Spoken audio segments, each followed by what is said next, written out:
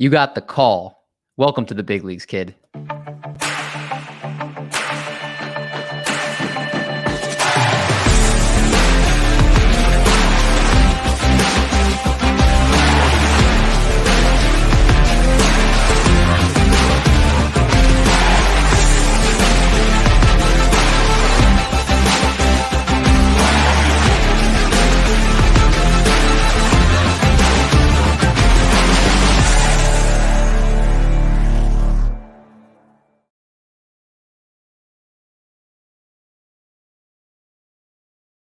What's going on, everybody? Welcome back to the Call Up, presented by TriplePlay Fantasy.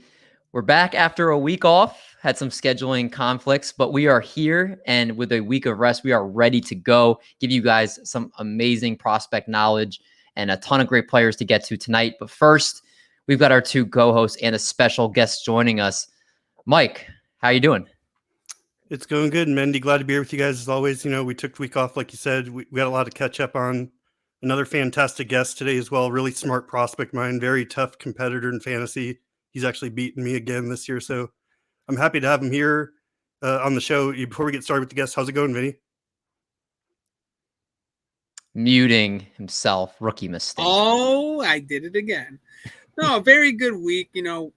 Action-packed college baseball, college World Series, plus watching Corbin Carroll run away with the NL Rookie of the Year. I don't think I can ask for any more. Does he have a shot at MVP, Vinny? You know what? I would say yes. He's like right on Acuna's heels. So, yes, I would say yes. Yeah, Corbin Carroll is exciting, but so is our guest tonight. We're welcoming in somebody that you guys, if you follow any type of Dynasty prospect stuff, anything on the Twitter sphere, you know who this man is. Actually, I'm going to say he's also one of the former hosts of the 5 Tool Fantasy podcast. Just a throwback for him. That back when him and Eric Cross and they did an amazing podcast with that. But right now he's doing other amazing stuff as well, as he's writing for Baseball Prospectus. Anybody that knows prospects knows Baseball Prospectus is one of the top places that you can talk about prospects. He writes and he podcasts there. He also does his daily top prospects, and his dynasty rankings have been recently updated. Enough leading in. You know this man, one of the best prospect minds in the business. It is Jesse Roche. How's it going, man? It's great to be on. I honestly, being comped to Corbin Carroll, I don't think I'm gonna get any kind of compliment that's better than that. But yeah, I write for Baseball Prospectus. I recently did update the top 500 dynasty prospects and the top 500 dynasty rankings over at the site. And like Vinny said, I've been deep in college right now. I'm prepping for the upcoming Major League Draft, prepping how that's going to impact rankings. It most certainly will in a big way. And I mean, tonight, right as we're recording, we have the pitching matchup of the season with Paul Skeens and Rhett Lauder, and my in-laws are at the game. So my phone's been blowing up. I haven't muted because of the pod, of course, but that is an amazing matchup, and I will go back and watch replays. I appreciate the commitment to be on the pod when that's going on. Now I got to ask, because we are talking about college, is there a certain point in the scouting process of these prospects that you prefer? Do you like watching them when they're in college before they're drafted? Do you like when they're in like low A and kind of learning about them at that point? Or are you like towards the end when they're kind of nearing their promotion? What point do you like to observe the prospects the most? I mean, at all points, I think it's very important, especially, if you're in first-year player drafts, you need to get a leg up on your competition and kind of know and get to know the college scene. And there's a lot more data available these days.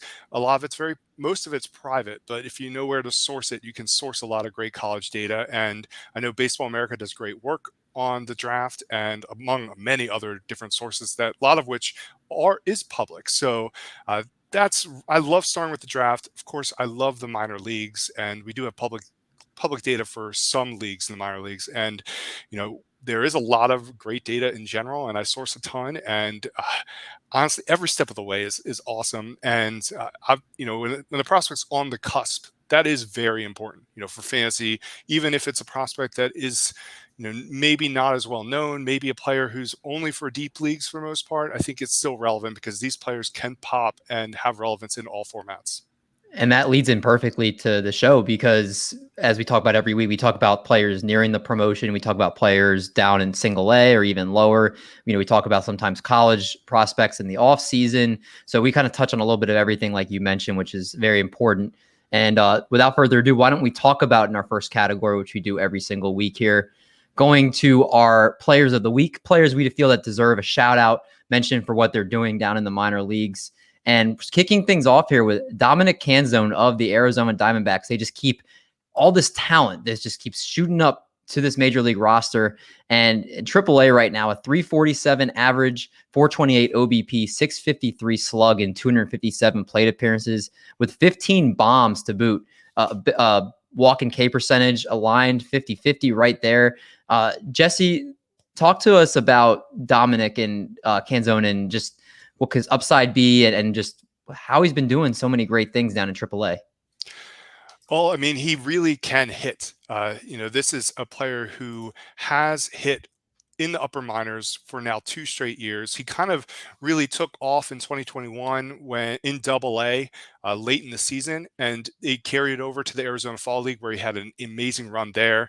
Last year he torched AA, then he kind of hit some hiccups in AAA, rebounded in the second half, and he's done a great job adjusting as he's come through the minor leagues. He is on the cusp. He was unprotected in the Rule 5 draft. You often see players like this unprotected because he is very much defensively limited to a corner and he does not carry much defensive value. And that is the concern. That's a big concern I have with Canzone from a fantasy perspective is he going to be able to hit enough to carve out a meaningful major league role? And I mean, he also, it's a left-handed hitter. He also has extreme platoon splits. Extreme. When I'm saying extreme, I'm saying over 500-point difference in OPS versus righties and versus lefties. So I think if he does make the majors as soon as this year, I think he's going to be strictly a platoon bat. But still, I think that could really be helpful for you for fantasy purposes because it'll allow everything to play up for him because there is plus power here that he doesn't necessarily get to a ton in games, but his average exit velocity in AAA is 90.2 miles an hour. His hard hit rate's 45.7%. He's barreling a lot of balls and he's making a lot of contact. As you've mentioned, the 13.2% K rate and walk rate this year, his contact rate percentage this year is 81.4%, which is fantastic. So there's a lot to like here, especially against right-handed pitching. I think that he could be an above average hit and power bat against righties. But again, the defense is a real concern, and the Arizona outfield, as it currently stands, is very lefty heavy. I mean, it's Alek Thomas, Corbin Carroll, aforementioned, and the resurgent Jake McCarthy. I mean, is Canzone, does he have a place? And, Lourdes Gurriel, he's out there too, mostly playing DH these days, but is there a place for him in that lineup? I think he's a player that have on your watch list, even in 16 team formats and above. I think in 12 teamers, I probably would hold off until he gets the call, and then maybe you stash and see what happens. Well, you did mention their outfield right now with Alek Thomas, with Jake McCarthy, of course, Corbin Carroll, and Gurriel can play it. But Alek Thomas has shown that he's been very inconsistent. I know he was 1 for 20 against lefties when he was demoted recently. He still struggles against left-handed pitching, very miserable against it. Is that his easiest path to the big leagues? Is if Alek Thomas continues to struggle, they just kind of swap them for each other? I don't think so, because Alek Thomas is a true center fielder. So, I mean, I don't really think it's a like for like. I think if anything, it's if McCarthy struggles, which I think is very possible because McCarthy, for fantasy, is a player that we love because he can run. There's even a little bit of pop, but in real life, those stolen bases don't matter that much. So this is a low power hitter with low on base ability, and not necessarily elite defense to kind of carry the profile. So I think McCarthy is definitely still at risk, even though he has rebounded a bit since he's returned. So I think if there's anybody that he will be replacing like for like, it will be McCarthy. All right. That's good to know. Definitely somebody that we could be seeing very soon. Vinny, let's talk about your first player here. If I can pull him up here. Is it Mr. Santana? Or is it Blaze Jordan? I think we touched with Vinny's guys. Oh, we're talking about Blaze Jordan. Blaze Jordan even better because I know Blaze Jordan. High A ball right now for those Boston Red Sox. 23 plate appearances over the last week. 391, 444, 870 slash line, 3 home runs. He's only 20 years old, but he's been mentioned on this show a good amount, rightfully so. He's one of the best prospects, best young prospects in baseball, one of Boston's obviously best prospects here. The K rate, very manageable, 14.2% on the season. And even though he's in high A ball, he's somebody that's still been torching minor league pitching. Yeah, Blaze Jordan has always been a big name in the baseball prospect spectrum. Like even going back to 2019 before the draft, he was like the high school guy. You know, he was even viral at 13 years old, you know, hitting the big home runs at old Texas, the old Ranger Stadium. But, you know, I think we're going through a phase right now where Blaze Jordan's kind of getting that prospect fatigue. But the numbers and everything he's doing right now is showing that I think we're starting to see him blossom into a true, almost borderline big prospect for the Red Sox. Like we're looking, his strike percentage is down. His walk percentage is up. He's barreling up baseballs more. We always knew he had power, so that's not really of a shocker. But the aspect of him actually making consistent hard contact, like that was a big question with him coming out of the draft was, you know, the power's there, but is the bat going to translate? And now we're starting to see it all come together. I don't expect him to stay at high A much longer. I would say after maybe the All-Star break, we're going to see him get promoted to Double A. But like right now, I don't think many people are, you know, keeping too many tabs on Blaze Jordan, especially in a dynasty format. I would be trying very hard to go and get him. You know, my only question with him is, you know, defensively, where does he end up? Like he is probably going to be a first baseman, but with Tristan Casas, I don't know if he actually is a first baseman. Like the arm's solid enough. You know, his arm at best is average. So I don't know if he could maybe be serviceable at third base, or maybe they, you know, start running him out at, you know, right field or something. But the bat is his carrying tool, and it's looking like, you know, improvement every level so far. And if this continues, we could potentially start talking about Blaze Jordan as a potential maybe end of the year top 100 prospect. Like he's a guy that I'm very focused on. I remember being very bullish on him this time last year, and now looking and diving back into him, I'm really back in on Blaze Jordan.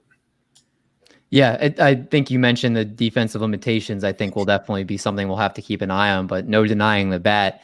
A couple comparisons. I was just reading Mark Trumbo, Matt Holliday, players that were good bat first players that didn't necessarily play great defense. But if you can hit, teams will find your way to get your bat in the lineup. Like back when he was at the Under Armour All-American game, like he was in a BP class of Dylan Cruz, big, you know, the big guy this year in this draft, Zach Veen, you know, and he just, even Austin Hendricks, like the balls he was hitting were just absolutely destroyed and just mind-boggling the power he possesses. He's very much the definition of a better in fantasy than real life player. He's never going to rank high on real life lists, likely. I mean, I imagine he's going to get 4s and 45 grades. I don't know if he'll ever get to like a pure 5 until he's like mashing in AAA. Yeah. Then maybe. But, you know, I do think that you're right. There is a lot to like. He is on fire. Not even just this last week. He's been on fire for like the last month.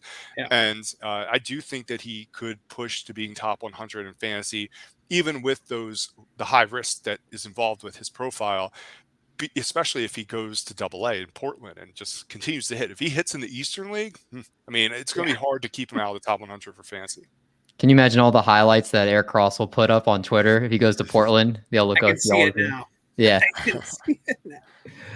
Let's talk about our next player here. From Blaze Jordan to Tyler Black of the Milwaukee Brewers, second and third base right now, 22 years of age in Double A. On the season, 247 plate appearances with a 267 average, 9 home runs, but the number that will stand out to you, 39 stolen bases for him with a very manageable 21.5% K rate and nearly 20% walk rate here, Mike. 39 stolen bases, that will play. Also 9 home runs, so this is a guy that definitely looks like he could hit 20-plus home runs and obviously steal a ton of bags. Tyler Black, talk to us about him. Yeah, so this is a young man we talked about on the show very early this year, maybe week 1 or 2. And over the last 10 days, he's got 8 steals, a couple homers, OPS north of 1,200. So feels like a good time to revisit him. According to Fangraphs, Black is listed with a plus hit tool, fringe average power with plus speed. So anytime you have a prospect with a plus hit tool and plus speed, like you have my interest. As I've said on numerous occasions, power is the easiest tool for teams to develop. So outside of being a monster in all facets of the game, this is the type of profile I kind of gravitate towards. He's really impressed me with his ability to steal bags at a high clip, 39 for 43 on the season. When I mentioned him early this year, I came to the conclusion his speed might be a tad overrated and he'd end up with above average speed, but he's surpassing my expectations. The one thing I should mention, I did a little filtering on Fangraphs before the show, and I wanted to see how many prospects in the minors currently have 30 steals with an ISO above 200. And there were only 2 players across all levels, our boy Jonathan Clase of the Mariners and Tyler Black. So I think Black is a better prospect than I anticipated. His hit tool, ability to take walks, steal bases at a high percentage with decent pop, this is a prospect managers in roto leagues particularly should be interested in, like even more so in OBP leagues with that nearly 20% walk rate. The fact he plays a relatively weak position, plays his home games in a hitter's park, he'll likely hit near the top of the lineup, should only give us more confidence. Essentially, I thought we were looking at like a Colton Wong type of player when the season began. And while he has a similar stature, he's not a big guy. I think his skill set's more potent. And Black's looking like one of the better stolen base threats in the minors to me with a legitimate chance to hit enough to be a regular. So I think people should add him in all leagues. And I'd even target him in trades if his current owner is in love already.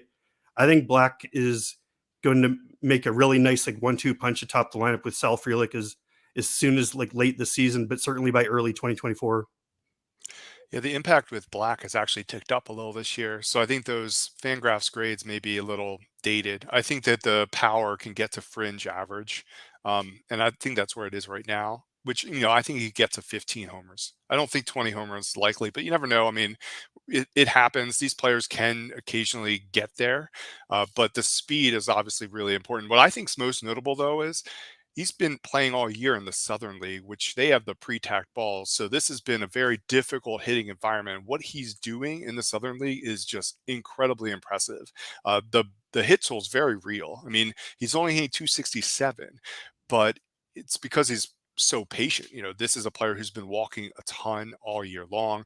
I do think there is more swing and miss than maybe the numbers suggest. It's a 21.5% K rate, which isn't like terrible at all, especially given how often he works deep counts. But there is some underlying swing and miss. It's not huge, but it's there. So I do think you get to above average or plus hit tool, fringe average power, and I mean if he can get you 20 plus stolen bases, that's a very real player, especially at third base.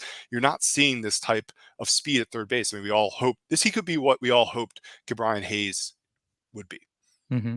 And him, like you mentioned, Mike, him and Sal Frelick at the top of the Brewers lineup. 2 guys have some speed. Obviously, Sal Frelick hits for average, does not strike out.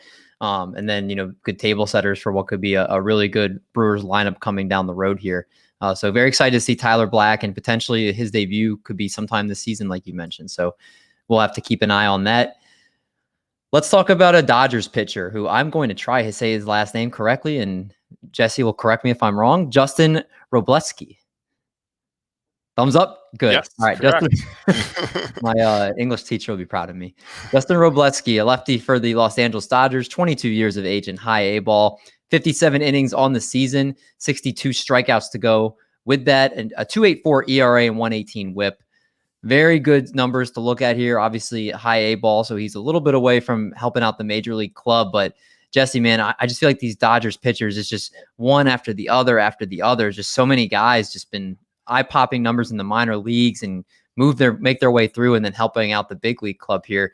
But definitely, Justin Wrobleski is a name I have not seen until today. So please educate me and our audience that maybe hasn't heard of him about just who he is. Sure. Well, first of all, he's been on quite a heater lately. Over his last 4 starts, he's only allowed 1 earned run over 20 innings, 23 strikeouts, and just 4 walks. And it kind of just shows what he is. This is a lefty arm with solid command. He's a player that I think a lot of people maybe started hearing about this spring because I know Eric Longenhagen kind of drew attention to him as a player who had increased velocity. I know that Baseball America also pumped him. This is a player, he was drafted in the 11th round. He was he was given a nice little signing bonus, and he had Tommy John surgery, so he hadn't really made a meaningful debut until late last year. But I think we're seeing a lot of the returns from the Dodgers development team. It's one of the best in the league in all of baseball, and they do a fantastic job of developing pitching in particular. And Wrobleski has very real stuff. I think personally, I think he's probably the best lefty in the organization. This is an organization with Maddox Bruns and Ronan Cope, and those are two very good young arms in that rotation, in that organization. But I really like Wrobleski. I'll just touch on his stuff really fast. I mean, he's very well built, athletic lefty arm, and his fastball sits around 94 miles an hour. It's a four-seam fastball. It has solid carry as well and decent shape, 9 inches of horizontal break, 17 inches of induced vertical break, which both are fairly solid, and he has good command of the pitch. I think the fastball probably profiles as at least above average. It potentially gets there. I think that there's a chance, he gets as high as up to 97, and I think there's a chance he could sit a bit higher, like 95, maybe in a year. And if that happens, you're going to be hearing him talked about as a top 100 prospect, I think.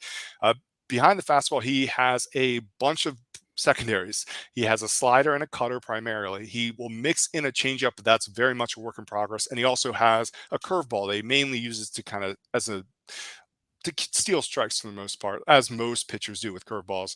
But the slider, I think, has a chance to be a special pitch. It usually sits right between 84 and 86 miles an hour, but it has nice two-plane break and has a lot of depth. So I think it's a pitch that is a borderline sweeper, but it's not quite there because the sweep's about 8 inches of horizontal sweep, but it's a very good pitch. He has solid command of the pitch for a slider, and I think the slider is a potential plus pitch.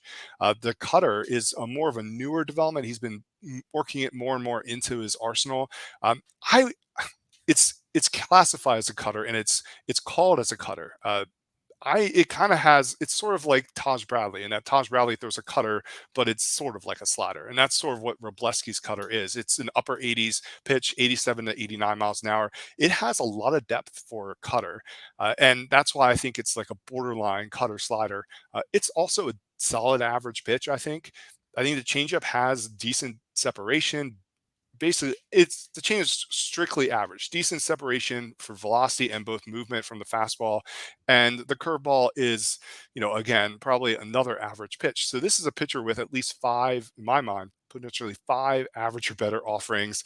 You're not going to see that in the lower minors at all. And I think he's going to move up to Double-A in short time. And I would expect him to thrive. I really think he's a big pop-up guy, and you're going to hear more and more about him, especially as he continues this heater. Yeah, you got me really excited about for someone who I didn't know about until we just talked about him now. So he's one of the best things I love about this show is when I hear a new player and I get to find out more of what their stuff is like, upside, just certain aspects about that player. It's really cool when you start hearing the rest of the world start catching up, because you guys are always on it first. So then when you hear on a podcast or you see Twitter, going crazy over, look at Justin Wrobleski strikes out 12 in a dominant outing in single A, gets promoted Double-A. It's like, man, I remember when Jesse brought him up on the show. It's really cool, and I think it's what kind of highlights why we love doing this show. And now he's going to be somebody that I'm going to be keeping an eye on. So again, that's Justin Wrobleski. Sounds like he's got immense potential here. Let's go to you next, Vinny, and let's talk about your next guy here in Bryce Hubbart of the Cincinnati Reds. A left-handed pitcher, and man, they could use some pitching with all their hitting prospects they have coming up. Right now, 21 years of age, 8 innings over the last week with a 1.13 ERA, 11 strikeouts to go with that. And on the season, 32 innings pitched, a 3.38 ERA, whips a tad high, 1.3 whip. But the strikeouts are nice, 10.97 per 9. The walks are troubling. So obviously I know you're going to talk about those walks, but also tell us a little bit more about Bryce Hubbart. Yeah, Hubbart, going back to last year, he really blew up back in 2021 during the Cape Cod League. He was so good that he was like a projected 5th later round pick. The Reds really liked what they saw from the Cape Cod League. They took him at 94 in the 3rd round. But Hubbart is really interesting. He reminds me a lot of early Andrew Abbott. Like, he's not a velo monster. His fastball sits anywhere from like 90 to 92. You know, he has a 4-pitch mix, but you know, everything besides his curveball is average. His curveball, I think, has the ability to become a 60 grade type of pitch. But right now, just looking at how the Reds are handling him, you can tell that they are working on him a lot at low A. You know, because you usually don't see college arms, you know, stay around low A for, you know, till June, like right now. But he's getting, you know, they had him on an innings limit early in the season. They're, you know, the leash is off of him now, and now he's really starting to excel. Like, this 11 strikeout game really came out of nowhere. And that really shocked me because I've seen him, they've literally kept him to like 4, maybe, you know, 5 innings tops early on in the season. Now they're letting him go, and now he's really starting to shine. The walks are a little concerning. You know, I would give it to, he's, you know, very raw right now on the mound. He gets very shaken up whenever there's runners on base. Like, that would be my big flaw with him, but easily, like, looking at his, you know, off-speed pitches, like his changeup, easily a serviceable pitch right now. It's fine. I could easily see the Reds, you know, putting a lot of work in that, and maybe it jumps to a 55. Like, his arsenal has some potential that once they start digging into it, he might be another one of these Reds pitchers that blow up either later this year or maybe going into next year. Man, This that'd be exciting. fastball is an interesting pitch. You know, you noted the velocity. This year it's averaged 89.5 miles an hour, but it has really, really plus riding action. It's induced vertical breaks around 20 inches, which is wild. His vertical approach angle is 4.4, which is fantastic as well. I think it's going to play way above its velocity. The issue he's been having with walks is that he's just having trouble commanding a fastball and changeup in particular this year. His zone rate on both of them has been really poor, 28.6% on both the fastball and changeup this year. But, you know, I do think that he is an interesting arm, an arm that's probably not rostered in most formats. So, you know, I think that he also has draft pedigree. You know, he was selected fairly high. Players like this often go under the radar because the velocity readings don't like pop. But I mean, he does have very interesting qualities. Very excited to see what he can do for the Cincinnati Reds at some point. But yeah, very exciting young player, Bryce Hubbart. Mike, last pitcher on this list and last player for their players of the week. That's Drew Thorpe of the New York Yankees. Heard his name on this show a couple times. 22 years old, high A ball, 64.2 innings on the season with 79 strikeouts, a 2.64 ERA and 1.13 WHIP. The K rate 31.1% and walk rate 8.7%. Very respectable here. Also with a very nice 53% ground ball rate. So Drew Thorpe, a name that definitely is not unfamiliar to most, but stuff still is definitely very, very good. Well, actually, it's funny you should mention that because I don't remember bringing him up on the show before. So, but you could be right. I think someone else did at some point then, because I'll definitely remember if I haven't seen a name, but okay, I do remember seeing his. This is one of the pitchers available in the most recent FYPDs that kind of slipped under my radar. The Yankees took him 61st overall in last year's draft, and Thorpe's a 6'4" righty out of Cal Poly. He was a consensus All-American his final year of college, and he was ranked 2nd in Division I in strikeouts. So he's listed with an average fastball, above average slider, plus change with double plus command. So right off the bat, my eyes got wide when I saw that 70 grade command, but his changeup gets double plus grades from some scouts as well. So he gets a ton of swing and misses. His slider's in the low 80s and looks to be a nice pitch in its own right. The fastball sits in the lower 90s, but has gotten as high as 95. His command and ability to mix it well with the rest of his arsenal is what makes it play up in games. So Thorpe was actually recruited as a two-way player in college. So he's got like athleticism and a nice repeatable delivery. He looks like the type of pitcher that should have no problem throwing strikes and could pile up a lot of innings, which has become more and more rare. Ultimately, Thorpe appears to me like an advanced college pitcher that would be seen in a much higher regard if he possessed the top-end fastball. But his ability to sequence and locate allows him to get the most out of his stuff. And considering he's only listed at 190 pounds, he seems to have the frame to add good muscle. I have to imagine the Yankees are hoping to add velocity to his fastball. So there's been a lot of attention given to Chase Hampton breakout in the Yankee system. That could be the guy that we talked about on the show. But Thorpe is making some noise himself and shouldn't be overlooked. I love pitchers with elite command. It gives them so many ways to get hitters out, and it's the foundation I'd like to see a pitcher have before trying to increase their velo. And he has the frame, like I said, for a pitcher that I could expect to do that. So there's a little hesitation with Yankees pitching prospects with the recent track record of misses and injuries, but I think he's worth stashing in deeper dynasty leagues at this stage. See how the arsenal plays in the upper levels. Like, you can always move on if it doesn't look promising. All right, that's Drew Thorpe of the New York Yankees.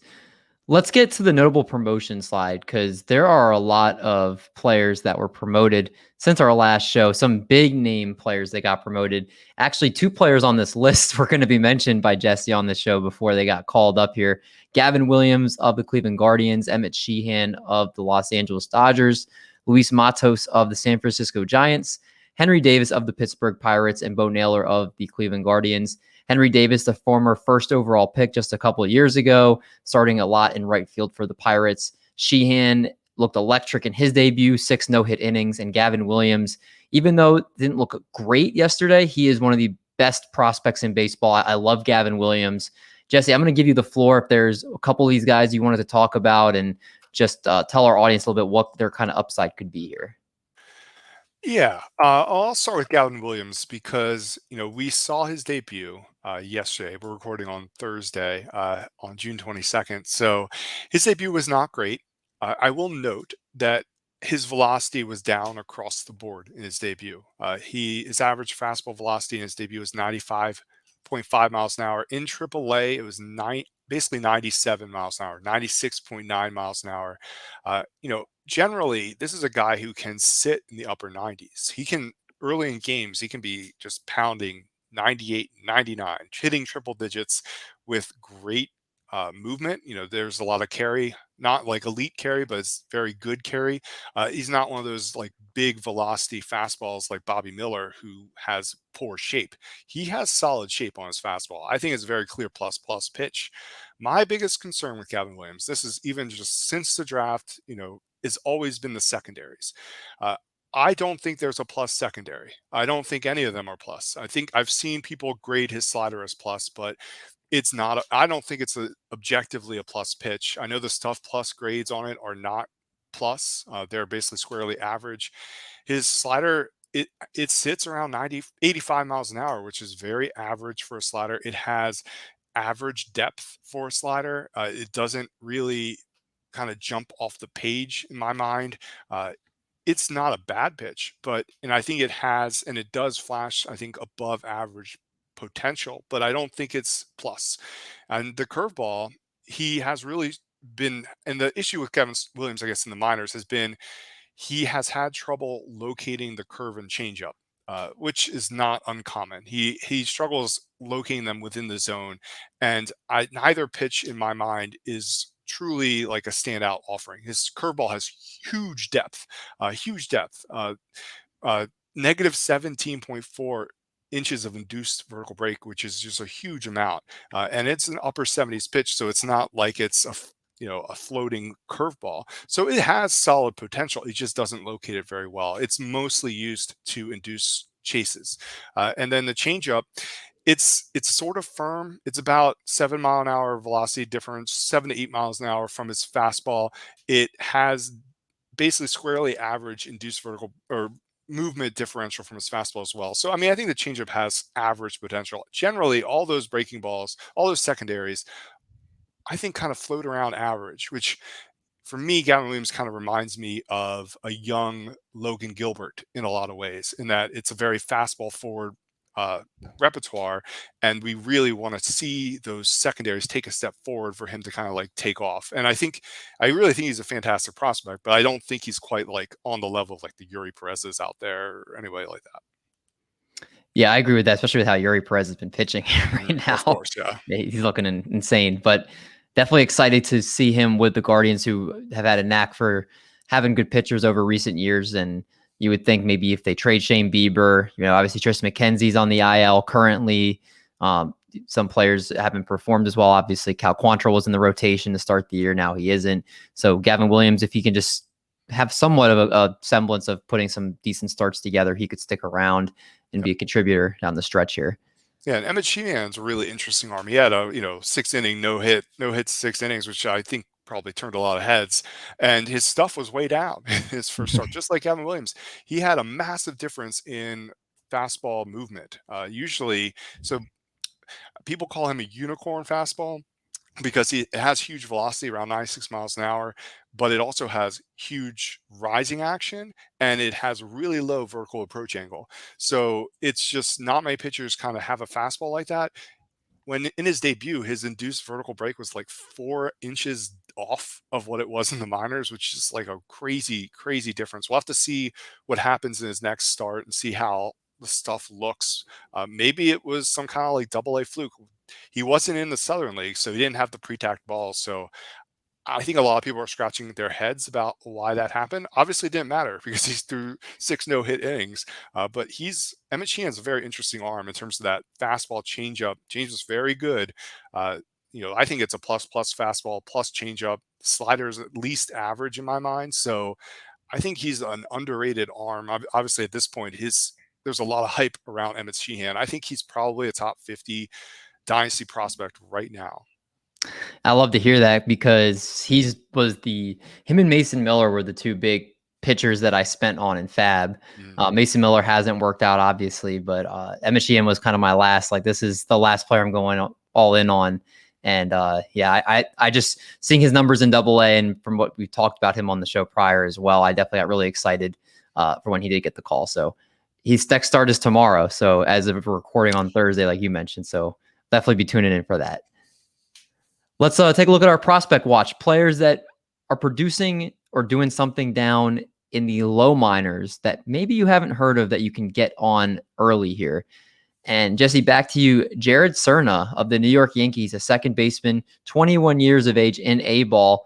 On the season in 269 plate appearances, he got a 309, 372, 527 line, 13 home runs and 16 steals, 16.7% K rate, and a 218 ISO. Jared Serna of the New York Yankees. What should we know about him? And again, first time I've seen his name, so I'm curious to hear why you like him. Yeah, well, the Yankees just have a great development team, and they can just identify talented players that kind of fall under the radar. And Cerna's not going to be a player that necessarily pops for a lot of people, and I think he's slowly starting to gain, I guess, attention from larger outlets. Because he's not very big. He's only listed at 5'6", 168 pounds. He's already playing primarily second base. He's played 252 innings at second, 189.2 at short this year in low A. So it's very much likely a second base only prospect without much size. And obviously, given his size, he doesn't necessarily have a ton of power either. His max exit velocity this year in low A is 106.7 miles an hour, which is fine. And I think that power, because of his size, people are going to think that he doesn't have much power in general. But he has some pop. His average exit velocity, basically all of his bad ball metrics, are healthily above average for his level, especially given his age, 20 years old in A-ball. His average exit velocity is 88 miles an hour. His hard hit rate is over 40%. His barrel rate is almost 9%, which is quite good for low A. And his average is 90th percentile exit velocity, which I think is probably one of the better measures of power, is 103.5 miles an hour, which is just shy of major league average. So he's not punchless. I think that he could get to, or already even is at, borderline power. I think he can get there. I think he'd be a player who can get to 15 home runs at the major league level in time. And there's some speed here. It's not like he's not Tyler Black speed. I think it's it's closer to average, but he's a good base runner. I could see being like a 15 stolen base guy at the major league level. A lot of what you mentioned Colton Wong earlier. I mean, he could be like Colton Wong in my mind. I think that's what we could have here with Jared Serna. So if you're in a deeper league, I think if you're rostering over 200 prospects, he should be on your radar. I have him within my top 250. And I think he really needs to be rostered in all leagues that roster up to 300 because there is a lot to like here. And the thing I haven't even mentioned that's probably the best part of his profile is his hit tool, because he has great bat to ball ability. His contact rate's over 80%.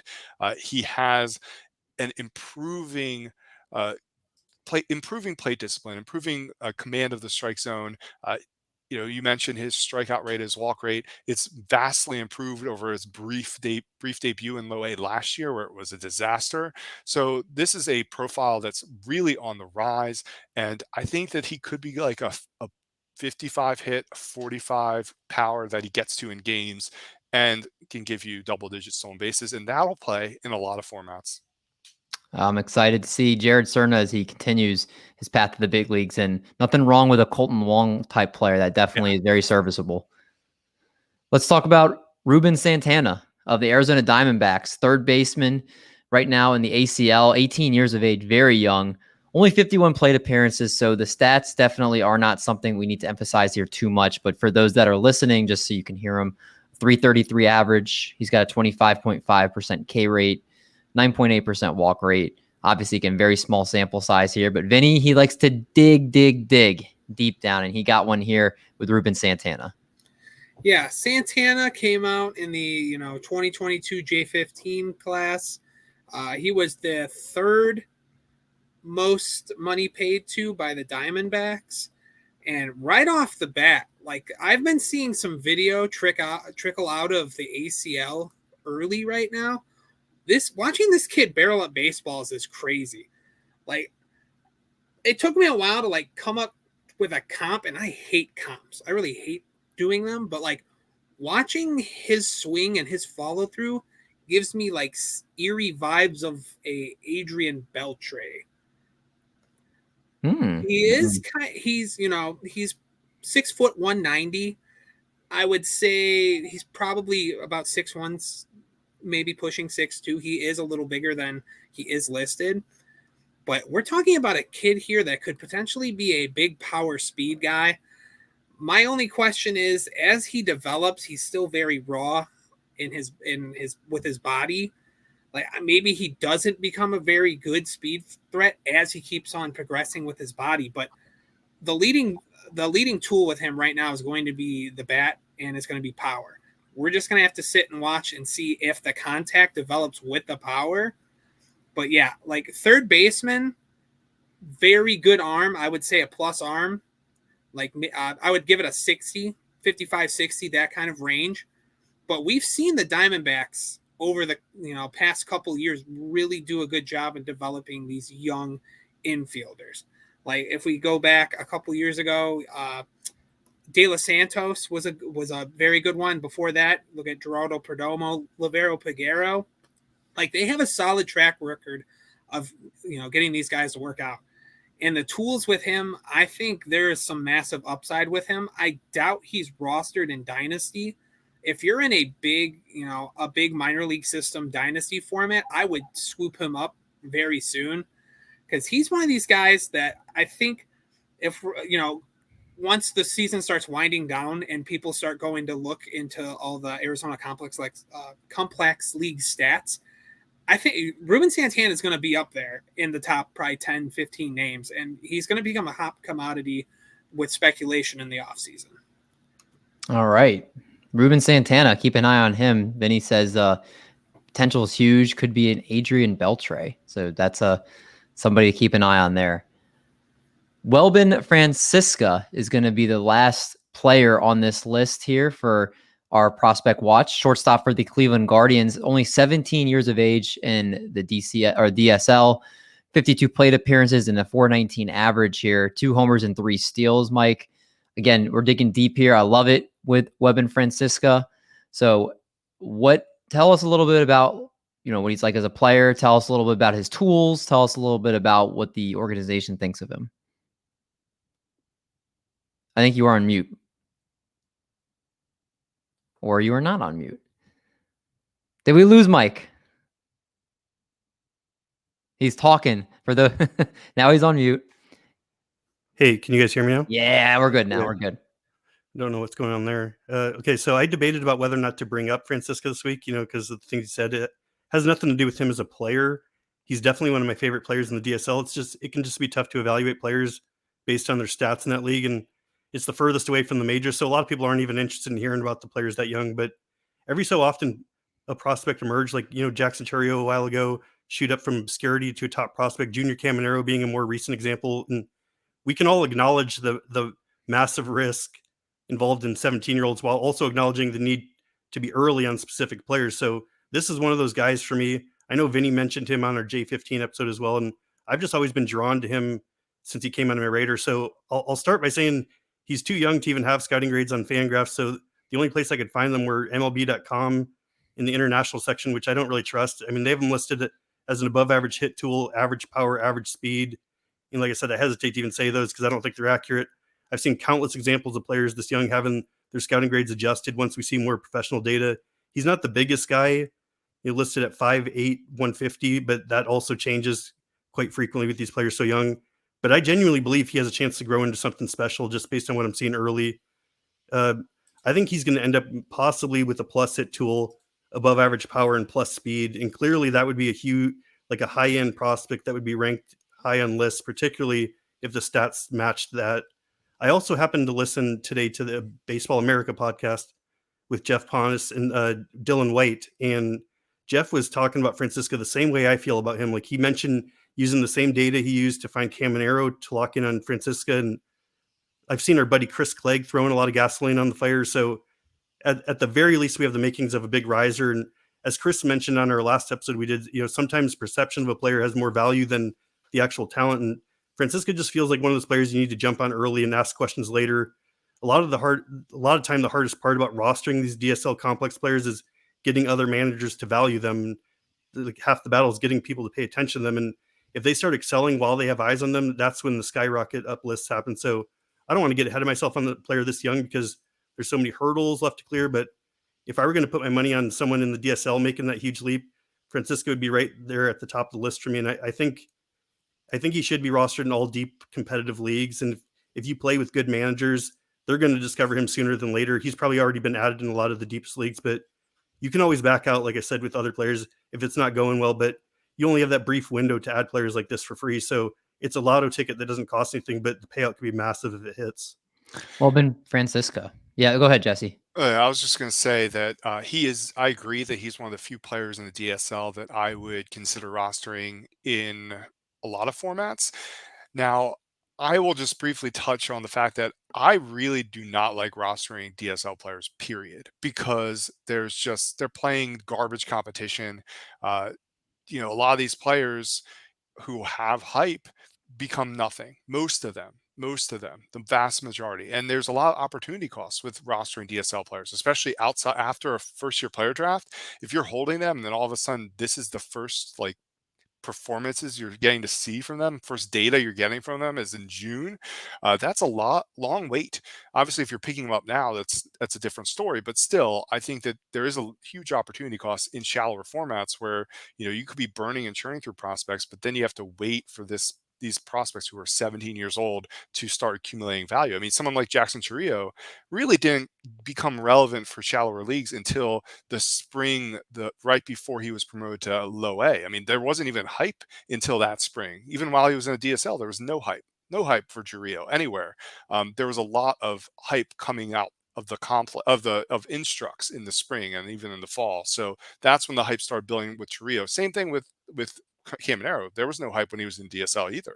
It was when he was at the complex level. That's when the hype started. So that's where I like to try and target these players. But I think I like targeting them. I mean, at the complex level. So players like there's a few of them right now.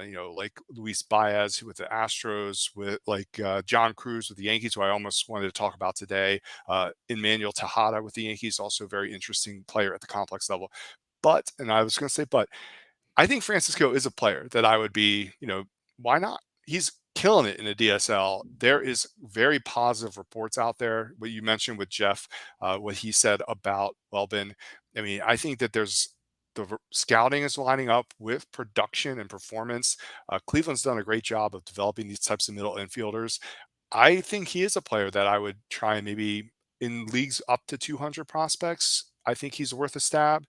If you're in shallower leagues, I probably would stay away still because the timeline is just so far away. But I think that, and you mentioned Fangraphs didn't have grades, but they did have grades. They have grades for some international players. Eric Loughnane gave him a future 7 for his hit tool. That's crazy. I mean, it was easily the highest graded hit tool of anybody in this class, future grade. When we're talking about hit tools for these young players, it's kind of like speculation and more so than normal. But he definitely can hit, and he's a player that I would probably add in a lot of different formats. You guys heard him. In the deep dynasty leagues, Welbyn Francisca needs to be an ad if he's out there in your league in those deep dynasty formats. All right, last section. Who's next? Players that are on the verge of the call. This is calling our shot to who we think you'll see next week in the major leagues. Jesse, 2 players you had here got called up, so you went to your third option here. And Connor Phillips of the Cincinnati Reds, 64 innings, a 3.23 ERA, 39.2% K rate. Somebody that can come and help the Cincinnati Reds immediately. Yeah, I thought that he was a dark horse option. And I think there's a lot of things lining up for him to jump from AA to the major leagues. First, I mean, just look at that Reds rotation. We have Nick Lodolo has been on a 60-day IL. We just have Hunter Green landing on the 15-day IL. After Andrew Abbott, that rotation is a dumpster fire in Cincinnati. And Cincinnati's sitting atop the division in the NL Central to much of everyone's surprise. I mean, they're probably the most exciting team in baseball right now, just about. But like Luke Weaver, Brandon Williamson, and Ben Lively are not good pitchers. They're just not. And they're their 2, 3, 4 starters right now. They don't even have a player locked into the 5th, and it's likely going to be Graham Ashcraft when he comes back from the IL, and he's probably starting I guess Saturday. He's likely starting on Saturday. And Brandon Ashcraft probably shouldn't be a starter right now either. I mean, because he's been a disaster lately, and his command's fallen apart, and he's basically a 2-pitch guy without command. That can't be in the rotation. So they need a fresh arm that has electric stuff in the rotation, and that's Connor Phillips. I mean, he has some of the best stuff in all the minor leagues. The stuff has really never been in question with Connor Phillips. The fastball, I think, is almost unanimously graded as a 7, and the slider is almost unanimously graded as a 6. I mean, those 2 pitches, I think, rival Graham Ashcraft for some of the best 2 pitches in the entire organization. And obviously, there's Hunter Green, but he's on another level. But the stuff's very good. What's really happened that matters for Connor Phillips is the command has taken a huge step forward this year over his last.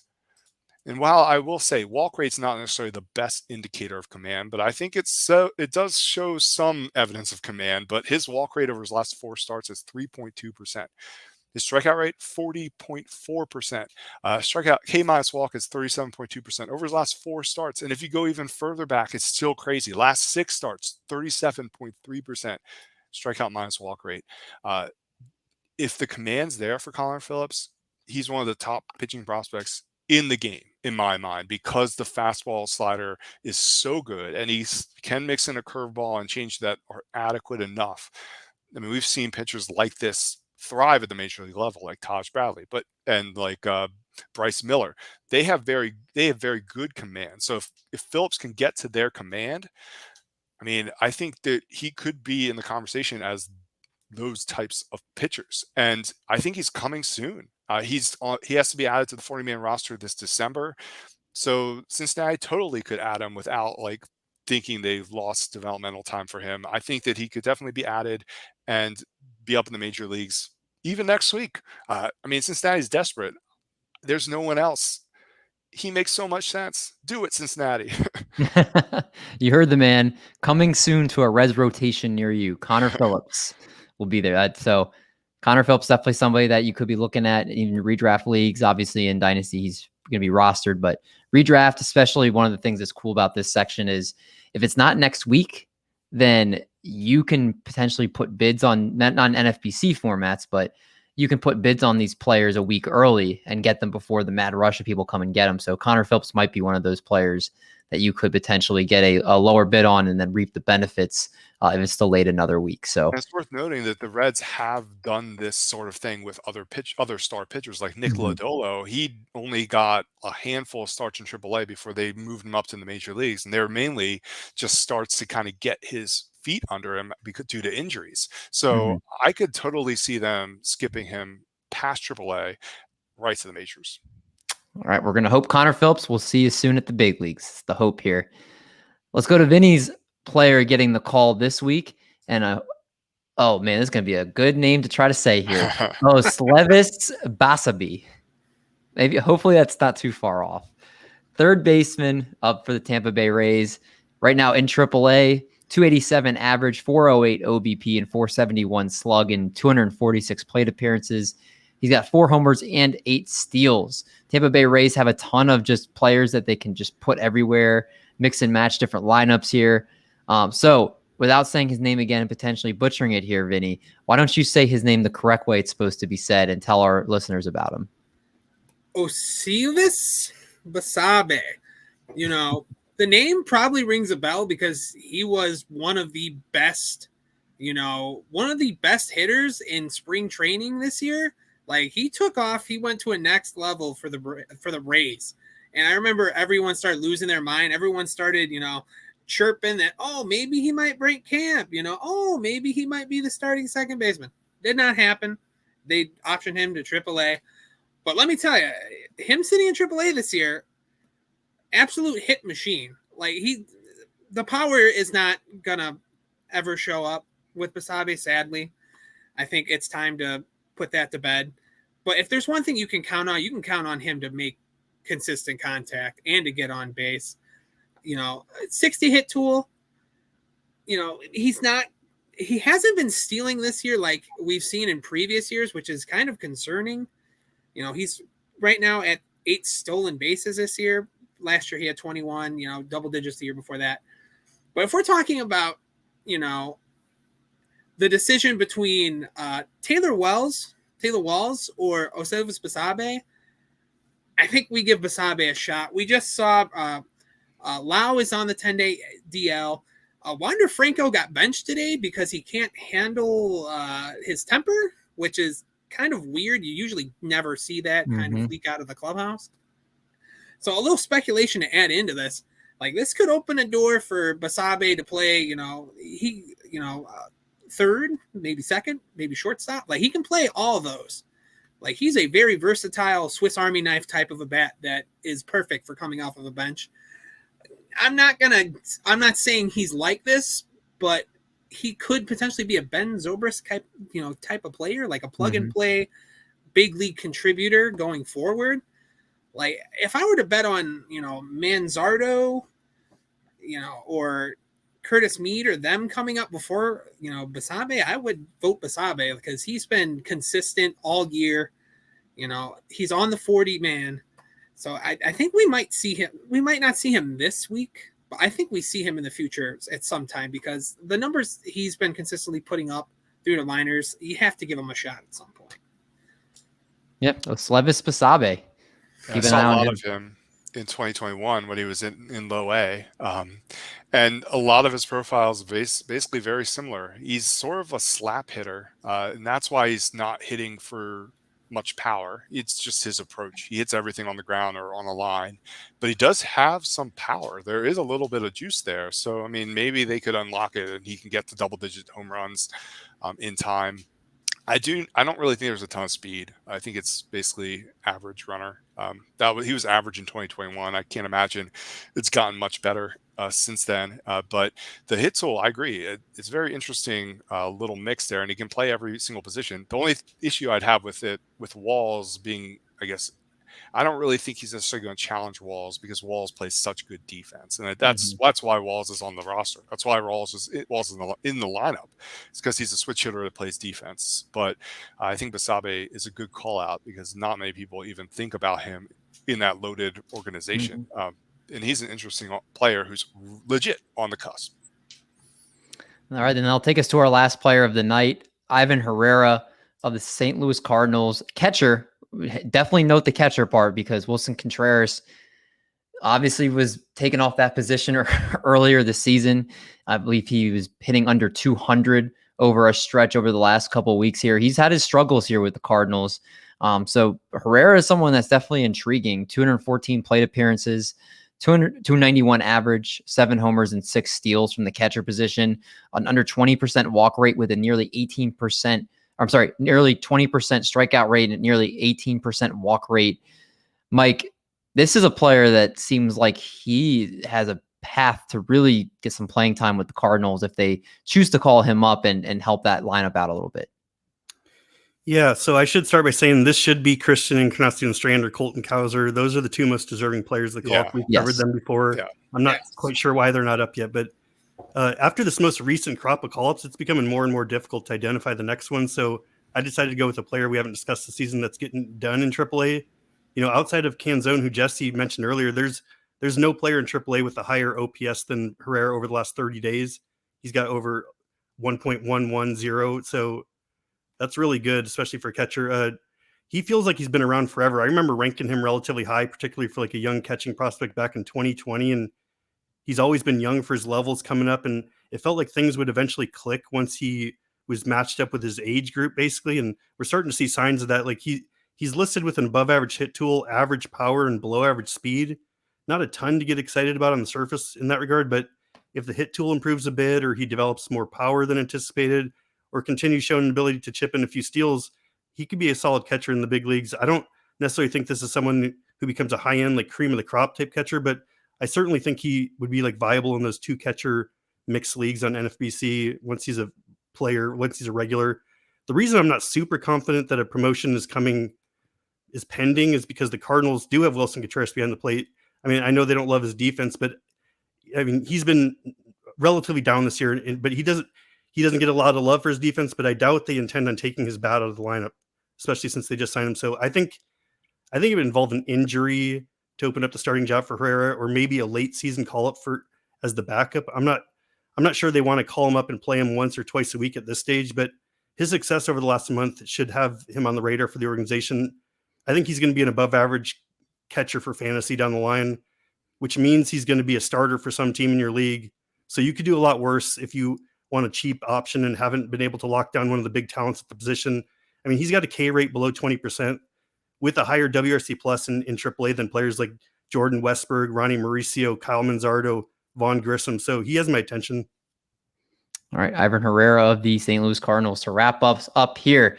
Jesse, I'm going to give you a chance to plug all your great work and where the audience can find you on Twitter, but I just want to say thank you so much for joining the show tonight. Thanks for having me. It's been a blast. Love talking about all these prospects. I always will talk about them. I've been meaning to come on this show. But it's been just a wild few months. But yeah, I'm over at Baseball Prospectus. You can follow me on Twitter at JAROCHE6. I do daily stuff on prospects, and I'm maybe not as active as I should be, but I'll try and put more stuff out. But at Baseball Prospectus, I put out an article every single week. I'm starting draft coverage for, at least internally, I'm starting it. I will probably be putting out content on the draft soon. Probably starting with the podcast. I probably will do a podcast on the draft from a fantasy perspective very soon. It's a very fun draft class. I mean, we're seeing the College World Series right now. It's 0-0 in the 8th inning, guys. It's crazy. Paul Skeens is thrown 120 pitches so far through 8 shutout innings. Just craziness. But it's a fun class, and right now it's a fun time of year to be a baseball fan. Heck yeah, man. And make sure you guys, again, if you want to talk prospects, you want to see great prospect information, tons of great stuff put out there, make sure you are following Jesse on Twitter. And make sure you follow these guys too, Mike and Vinny. You can see their handles on the screen. Very much, so many great prospect minds here. And again, Jesse, really appreciate your contributions here tonight to help our listeners get a little bit smarter with all these great prospects. So for Jesse, for Vinny, for Mike, I'm David. We'll catch you guys next week on the call-up.